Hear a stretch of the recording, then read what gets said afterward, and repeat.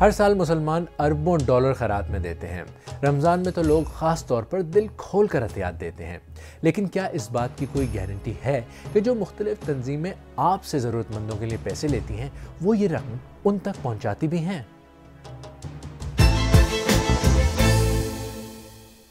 پاکستان ہی نہیں، دنیا بھر میں یہ ہوتا ہے کہ خیرات، زکوٰۃ یا کسی اور شکل میں ضرورت مندوں کی مدد کرنے کے لیے جو ادارے یا لوگ ہم سے عطیات حاصل کرتے ہیں وہ ہمیشہ جینیون نہیں ہوتے، یا اکثر اس بارے میں ٹرانسپیرنٹ نہیں ہوتے کہ جو پیسے وہ آپ سے لے رہے ہیں انہیں کب، کہاں اور کیسے خرچ کیا جاتا ہے۔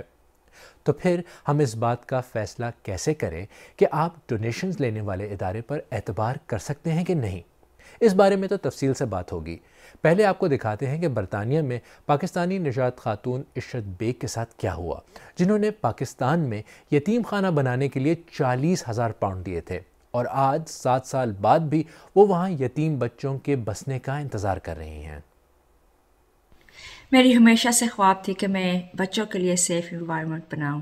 یہ تحفہ میں خود دینا چاہتی تھی اپنے والدین کے لیے کہ جب وہ اس دنیا سے بھی چلے جائیں تو وہ ان کے لیے صدقہ جاریہ ہو۔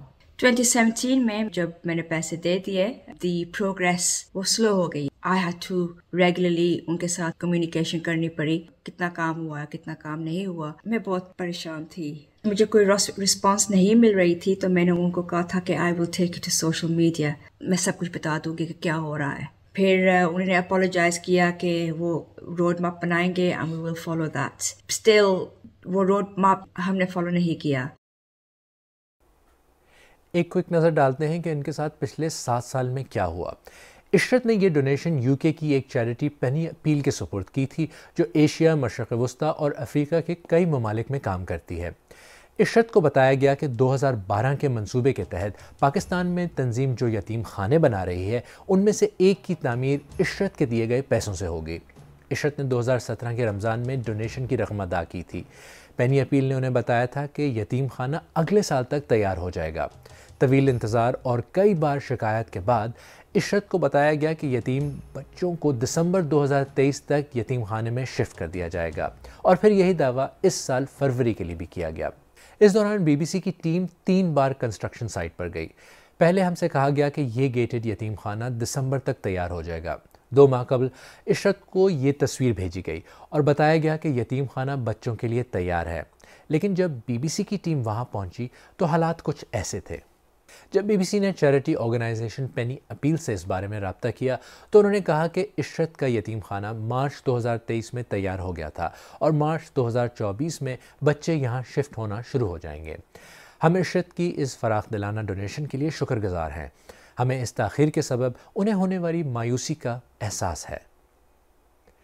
ڈونیشنز حقداروں تک نہ پہنچے، اس میں تاخیر یا اس معاملے میں ٹرانسپیرنسی نہ ہونا، یہ پاکستان میں بھی عام ہے۔ مثال کے طور پر پاکستان میں بھٹا مزدوروں کے حقوق کے لیے کام کرنے والی ایک تنظیم کی سوشل میڈیا اپیل پر تقریباً $2 ملین سے زیادہ ڈونیشنز ملی۔ ان پیسوں کا استعمال کہاں ہوا؟ ایسے کئی سوالات اٹھے، لیکن مبینہ طور پر ادارے کی طرف سے واضح تفصیلات سامنے نہیں آئیں۔ اسی طرح 2022 میں جب پاکستان میں سیلاب زدگان کے لیے مدد کی اپیل کی گئی تو برطانیہ کے چیریٹی ریگولیٹر نے ایک ایڈوائزری جاری کی کہ لوگ جعلی تنظیموں اور مجرموں کو ڈونیشنز دینے سے بچیں اور صرف رجسٹرڈ تنظیموں کو عطیات دیں۔ صرف رمضان میں ہی نہیں بلکہ قدرتی آفات، وبا یا کسی اور غیر معمولی صورتحال میں اکثر سوشل میڈیا اور واٹس ایپ گروپس پر مدد کے لیے میسیجز آتے ہیں۔ اس طرح ذاتی اپیلز پر لوگ جذبے سے مدد کرتے ہیں، لیکن سکیمرز اس کا فائدہ اٹھا سکتے ہیں۔ بعض اوقات ہسپتالوں سے مریضوں یا بدحال بچوں کی تصاویر دکھا کر بھی دھوکے باز پیسے بٹورنے میں کامیاب ہو جاتے ہیں۔ ویسے پاکستانی جس فراخ دلی سے چیریٹی کرتے ہیں، کیا وہ پیسے دیتے وقت مطمئن ہوتے ہیں کہ ان کے پیسے صحیح ہاتھوں میں پہنچیں گے؟ ہمارے دل میں شک و شبہات ہوتے ہیں کہ یہ کسی صحیح مستحق کو پہنچے گی یا نہیں پہنچے گی، تو اس وجہ سے جو ہے تو میں جو بھی کرتا ہوں تو اپنے قریبی رشتہ داروں کو ہی دیتا ہوں۔ انسان جس ٹائم اپنے دل سے دیتا ہے تو اس کو یہی پتہ لگتا ہے کہ یہ صحیح جگہ پہ لگے گی۔ کون ہے، کس کو جا رہی ہے، کس کو نہیں جا رہی، تو وہ ہمیں دیکھنا پڑتا ہے، سوچنا بعد میں خیال میں آتا ہی۔ ہم تو اللہ کی راہ میں ان کو دے دیتے ہیں، باقی یہ ان کا کام ہے پہنچانا، ہم تو ثواب کی نیت سے یہ کام کر لیتے ہیں۔ پاکستان کی حکومت نے بارہا ڈونیشنز کو غلط ہاتھوں میں دینے سے لوگوں کو خبردار کیا ہے۔ انفیکٹ چند برس پہلے PPC نامی ایک NGO کے ساتھ مل کر اس بارے میں آگاہی کے پروگرامز بھی لانچ کیے گئے۔ لیکن اگر پھر بھی آپ ڈونیشن دیتے ہوئے دھوکے میں آ جائیں تو کیا کوئی راستہ رہ جاتا ہے؟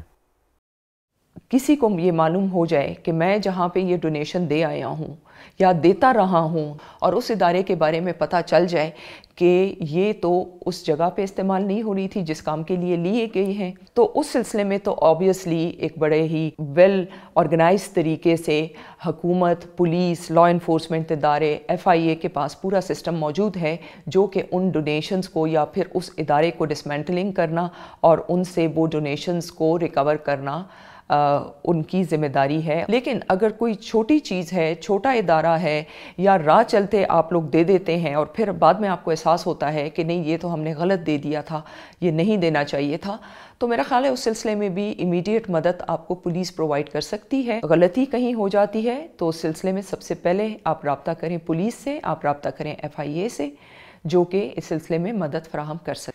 دیکھیں ویسے تو ہم جس دور میں جی رہے ہیں فراڈز کے 100 طریقے ہیں، لیکن پھر بھی احتیاط کر کے کچھ حد تک ان خطرات سے بچا جا سکتا ہے۔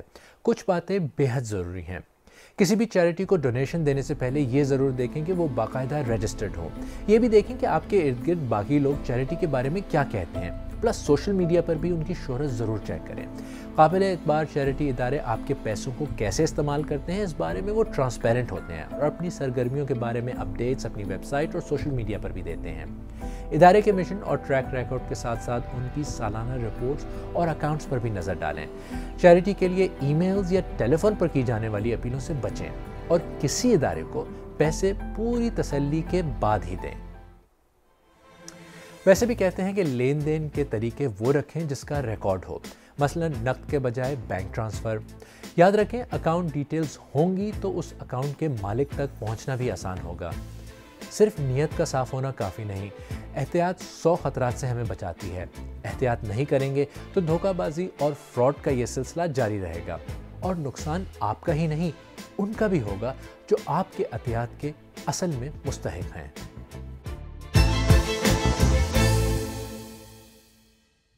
اگر آپ کو ہمارا پروگرام پسند آیا تو ویڈیو کو لائک کریں، ہمارے یوٹیوب چینل کو سبسکرائب کریں، بیل آئیکن پر کلک کریں اور اپنی رائے نیچے کامنٹ سیکشن میں ضرور دیں۔ پروگرام کا لنک اپنے دوستوں کے ساتھ واٹس ایپ، فیس بک، ایکس وغیرہ پر بھی شیئر کریں اور سربین کی پرانی قسطیں دیکھنے کے لیے یہاں پر کلک کریں۔